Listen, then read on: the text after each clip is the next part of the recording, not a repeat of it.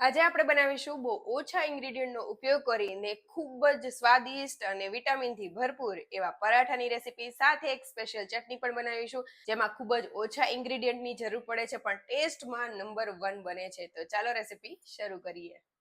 તો સૌથી પહેલાં આપણે પરાઠા માટેનો લોટ બાંધીને તૈયાર કરી લેશું. જો તમે ક્યારે પણ આ રીતે લોટ ન બાંધતા હોય પરોઠાનો તો જરૂરથી એક વખત ટ્રાય કરજો. તો સૌથી પહેલાં ઘઉંનો લોટ લઈ લેશું. તેમાં મેં આ રીતનો રવો લીધેલો છે. તમે સૂજી પણ લઈ શકો છો. 2 ચમચી એડ કરેલો છે અને 3 ચમચી જેટલો ચણાનો લોટ એડ કરેલો છે. હવે થોડા એવા સફેદ તલ એડ કરી દેશું. કાળા મરીનો પાવડર, તમારે અહીંયા જીરું એડ કરવું હોય તો પણ કરી શકાય અને અજમો એડ કરવો હોય તો પણ કરી શકાય. હિંગ, મીઠું સ્વાદ પ્રમાણે અને એક પાવરું એટલે કે 1 ટેબલ સ્પૂનથી થોડું ઉપર એવું મેં તેલ એડ કરેલું છે. હવે બધી વસ્તુ સૌથી પહેલાં મિક્સ કરી લેશું અને ત્યારબાદ થોડું પાણી એડ કરતા જઈને આપણે સરસ એવો મીડિયમ એવો લોટ બાંધીને તૈયાર કરી લેશું. થોડું તેલ એડ કરીને સરસ એવો કૂણવી લેશું અને તેને ઢાંકીને સાઈડમાં રાખી દેશું. ત્યાં સુધીમાં તે રેસ્ટ કરશે એટલે સરસ એવો કૂણો પણ થતો જશે. હવે મેં અહીંયા લીધેલું છે આ પનીર, જે મેં ઘરે બનાવેલું છે. અગાઉ મેં તેની રેસીપી શેર કરેલી છે. ઘરનું પનીર એક વખત તમે બનાવતા શીખી જશો ને એટલું ટેસ્ટી બને છે ને કે બહારનું નહીં ભાવે. હવે તેને આ રીતની ખમણીની મદદથી આપણે ખમણીને તૈયાર કરી લેશું. મેં ફૂલ ફેટ મિલ્કનો ઉપયોગ કરેલો હતો ને એટલે એકદમ મસ્ત એવું આ પનીર બનીને તૈયાર થાય છે. તમે જરૂરથી ટ્રાય કરજો.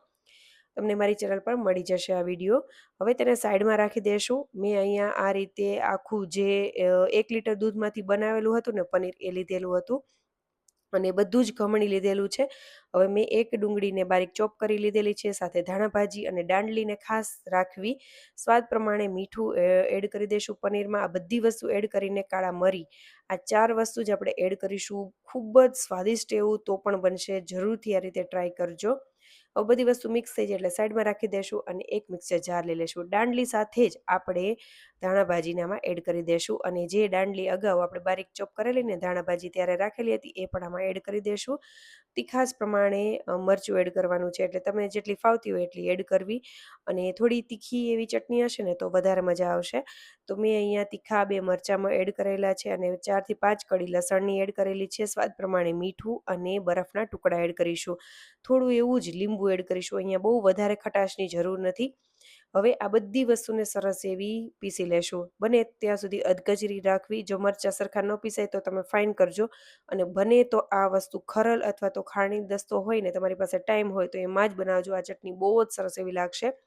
તો આ ચટણી બનીને તૈયાર થઈ ગઈ છે. એક બાઉલમાં કાઢીને સાઈડમાં રાખી દેશું. હવે આપણે જે લોટ છે તેને ફરીથી કૂણવી લેશું.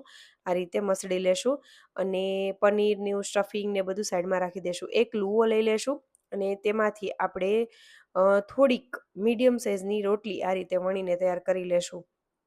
તો તમારે જેવડું પરાઠું બનાવવું એ રીતનું કરવું. હવે આપણે સારા એવા પ્રમાણમાં પનીરનું સ્ટફિંગ એડ કરીશું અને આ રીતે લુઓ વાળી લેશું અને બધી જગ્યાએથી તેમાંથી એર નીકળી જાય ને એ રીતે પ્રેસ કરી દેશું અને ઉપરથી થોડો લોટ જે વધ્યો હોય તે લઈ લેશું. આ રીતે પનીરનું સ્ટફિંગ બધી જગ્યાએ ફેલાઈ જાય ને એ રીતે પહેલાં સૌથી પહેલાં પ્રેસ કરી દેશું. ત્યારબાદ થોડો સૂકો લોટ છાંટીને આ રીતે વણીને તૈયાર કરી લેશું. તમે આ રીતે ટ્રાયેંગલ શેપના, સ્ક્વેર શેપના, કોઈ પણ શેપના પરાઠા બનાવીને તૈયાર કરી શકો છો. હવે આપણે તવો ગરમ કરવા માટે મૂકેલો હતો તે સરસ એવો ગરમ થઈ ગયો છે. તેલ એડ કરી અને આપણે પરાઠાને એડ કરી દઈશું. થોડું એવું ચડી જાય એટલે બીજી બાજુ ફેરવી લેશું અને તેલ લગાવી દેશું. તમે અહીંયા ઘી, બટર કોઈ પણ વસ્તુનો ઉપયોગ કરી શકો છો. મેં તેલનો ઉપયોગ કરેલો છે. હવે આપણે આ બધી બંને સાઈડ સરસ એવું શેકાઈ જાય અને તેલથી એડ કરતા જઈને આ રીતે દબાવતા મસ્ત એવું ક્રિસ્પી એવું થઈ જાય ને ત્યાં સુધી સરસ એવી ડિઝાઇન પણ પડી જશે અને મસ્ત એવું ફૂલાશે પણ ખરા. તો આ રીતનું પરોઠું તૈયાર કરી લેશું. એવી જ રીતે મેં બીજું પરોઠું તૈયાર કરેલું છે. તમે જોઈ શકો છો મસ્ત એવું ફૂલાણું છે. અંદરથી સ્ટફિંગ પણ જોરદાર લાગે છે. બહુ જ બનાવવા સિમ્પલ છે. ઇન્ગ્રીડિયન્ટ પણ સિમ્પલ લાગતા હશે તમને. પણ ટેસ્ટ અને જે બંને વસ્તુનો કોમ્બો છે ને એ જ જોરદારનો લાગે છે. સાથે મેં દહીં પણ સર્વ કરેલું છે. અમે બ્રેકફાસ્ટમાં બનાવેલા હતા. ચાની પણ જરૂર નહીં પડે. જે લોકોને રેગ્યુલર ચા ભાવ જોતી હોય ને એક વખત આ કોમ્બો ખાશે ને મજા પડી જશે. એક વખત ટ્રાય કરજો. બહુ જ સિમ્પલ ઇન્ગ્રીડિયન્ટ છે પણ ટેસ્ટ ગજબનો આવે છે. હવે આપણે તેને કટ કરીને પણ જોઈ લેશું. એકદમ સરસ એવું ફેલાઈ જાય છે. આખા પરોઠામાં તમને પનીરનું સ્ટફિંગ આવશે. બહુ મસ્ત એવું લાગે છે. તો આપણે ટેસ્ટ કરીને પણ જોઈ લેશું. મારા ઘરમાં મારી દીકરીને પણ ખૂબ જ ભાવેલા અને કીધું કે મમ્મા મને લંચ બોક્સમાં પણ આ બનાવી દેજે. એટલા મજા આવે છે.